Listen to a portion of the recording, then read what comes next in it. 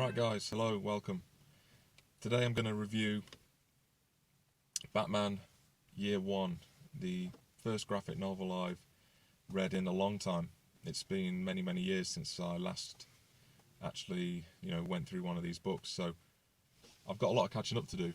Now I've read this one, I was very impressed with it. It would get, 4 out of 5 for me, and you can check that out on my Goodreads review. Link in the description. But I'm certainly going to be moving on to The Long Halloween, and I think that's by Alan Moore, and The Dark Knight Returns as well, because I really did enjoy this quite a lot.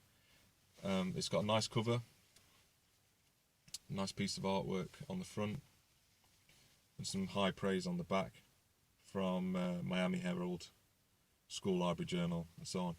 This version was actually, I don't own this version, it was lent to me by a good friend who recommended it, and he was vindicated, so if he's watching, he knows who he is. The novel is dark, it's gritty, it's foreboding, it's very different to the 60s type Batman stories, the more the I guess brighter colours that might have been used, and this is very dark, this, and I do think that it took Batman, this is where it all changed and became, the Dark Knight, the very film noirish type Batman. That's the Tim Burton type Batman, that where Batman became more of a grown-up sort of character, and I certainly prefer that. This book also has a lot of extra value in that it's got some a written introduction by Denny O'Neil, and also it's got some comment from the authors Frank Miller and David Mazzuchelli as well, which adds real value to the book. You've got a lot of notes in the back, the latter pages, with early drawings and sketches before they've coloured everything in, and it just sheds some light on how these are put together, and the amount of craftsmanship and work that goes into creating them. The story basically it's a reimagining of the origins of Batman, and it's set in, obviously, Gotham City, and Bruce is 25 years old, and he's just come back from 12 years of training in the scientific disciplines and in martial arts, and he comes back to a town that is corrupt, decadent, it's on the edge basically, and he decides obviously to become Batman, and there's bits of it that tie in quite nicely with Batman Begins, the Christopher Nolan film.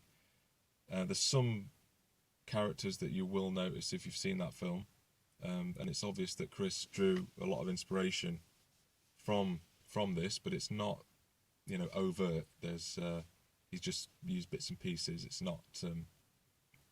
In fact, I was only just aware that they did an animated version of Year 1, and they made this into a film, animated with voiced by Bruce was voiced by Ben McKenzie, I think, and Ben is obviously now playing Commissioner Gordon, Lieutenant Gordon, in the Gotham series that I'm currently watching, which is very good. The story revolves around two intertwining themes or characters. First, you've got Bruce, who obviously dons the cowl and cape and becomes the Bat, and also you have another theme running through the novel of Commissioner Gordon, who's just arrived in Gotham City at the same time that Bruce has. So you have these two contrapunctal plot lines that run quite nicely together. My only real major critique of this novel is that it was quite brief. I finished it in an afternoon, and also there's very little mention of how Bruce, without spoiling too much of the plot, of how Bruce actually becomes Batman in terms of his equipment. It's only really alluded to briefly in one or two places. I think that it would have been nice if the Batmobile could have been in there, but I appreciate that it's only the first year of Bruce's career as a vigilante, that it's not going to be maybe even developed yet, you know. So, but a bit more expansion on how Bruce created the obviously the attire he wears, and also his equipment like the batarangs and the knockout darts and things like that. It would have been very nice to see him actually crafting that as in the film, but these are only minor critiques. I do think that it's you know, I can't compare it to the other Batman graphic novels because I've not read them.